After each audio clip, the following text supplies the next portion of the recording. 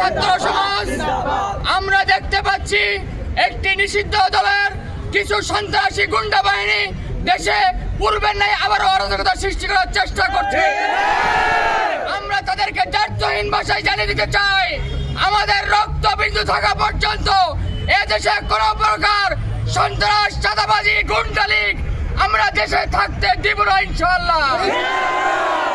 আমরা রক্ত দিয়েছি, রক্ত দিতে শিখে গেছি।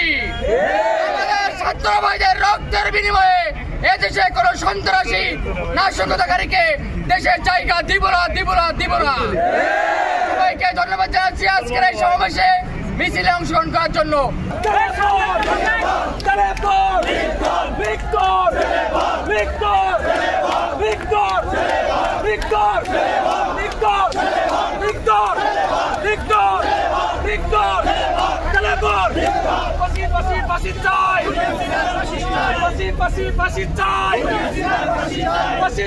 ফাঁসি চাই।